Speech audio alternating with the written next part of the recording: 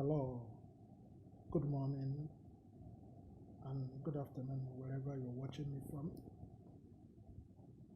My name is Frank. Thank you for taking your time to watch my video and always share and leaving your comment and liking the video. I really appreciate what you are doing and I really appreciate that. Thank you for taking your time watching my video. Well, today I'm still talking about the problem uh, we all have in Nigeria. Um, I don't know how to put it, but I don't want to blame anybody. But I think if we look at it, we have to find where the problem is. Because when we appoint people to be in charge of us, we have to also know that those people are there to protect us and to protect our life. Why am I saying that? If you look in Nigeria today, I can say the crime in Nigeria is like top. It's like number one the whole world. Because you cannot go to one city to another city without facing some challenges and without fearing of your life. It wasn't so before, and I don't know why this situation have become worse today. It's difficult for someone from Lagos to go to Ibadan, or from Ibadan to go to Southeast, or to go to Kano or Kaduna. For you to go that place, you have to know exactly how you're gonna go there, and you don't know if you are going to make it or returning back, because you have to be careful, like you are going to war zone. It's like traveling to different city in Nigeria. It's like going to fighting. It's not supposed to be so. It's because we are not making progress as a nation. Yes, there are some areas where we're making progress, but when it comes to security, nothing is being done to make sure that everybody are being protected very well. We have a security. They bring people that committed crime and charge them for their crime. But how do we allow things to happen many times without taking precautions, without making arrangements to prevent all this not to happening? The society today is very, very unbelievable. It's very difficult to imagine what we are seeing in Nigerian society today. It's very terrible to raise a child in this society. It's very terrible to say that you are going to leave your daughter or your son out for anyone. It's very difficult to allow your child to go out alone.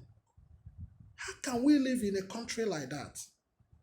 How can we feel comfortable like that? It's unacceptable. We have to make arrangements to address all these challenges. We are crying for the poverty, the difficulties of living there, the difficulties of the life, everything.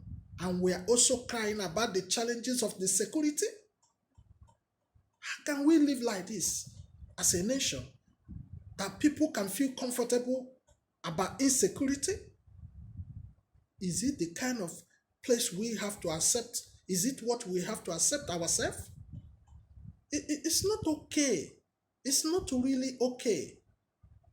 It's not okay, because we have to make changes showing that we are a country, a country of law.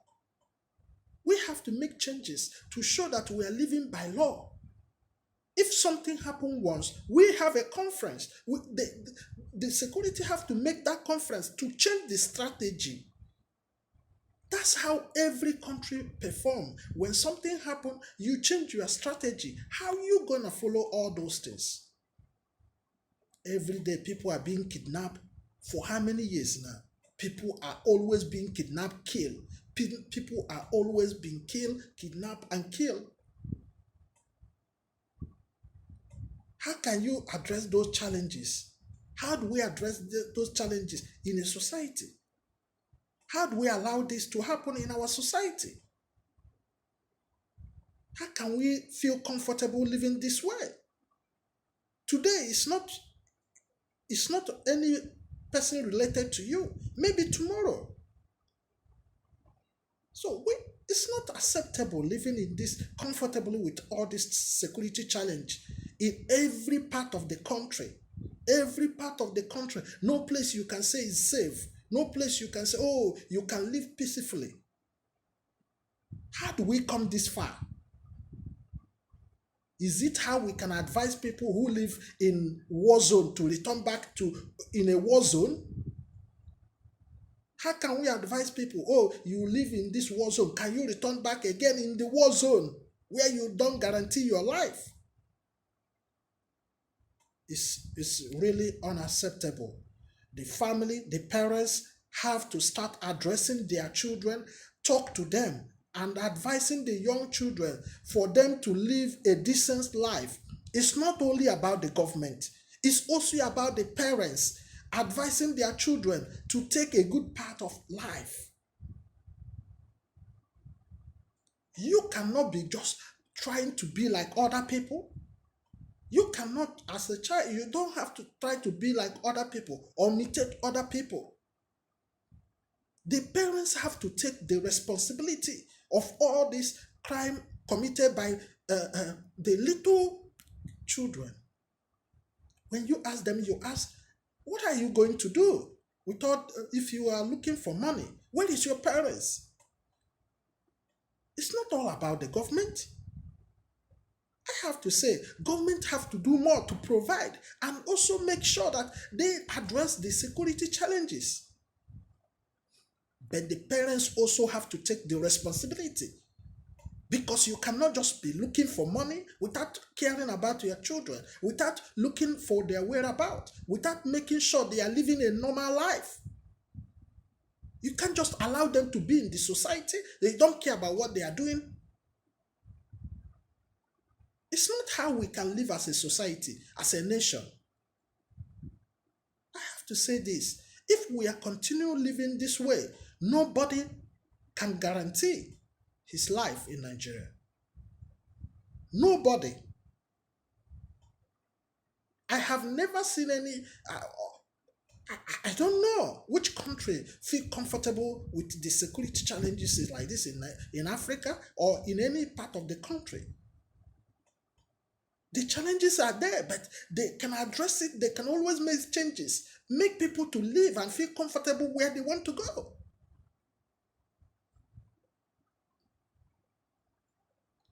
It's really unbelievable and difficult. If you have a family, if you have a sister, if you have a brother, how can you? It's unacceptable when you are looking at all these things. So I have to say this: we have to make some really changes in our life, in how we live. Without that, we will perish as a nation, because it can never be okay to live this way. Thank you for taking your time to watch my video and always share my video. Thank you.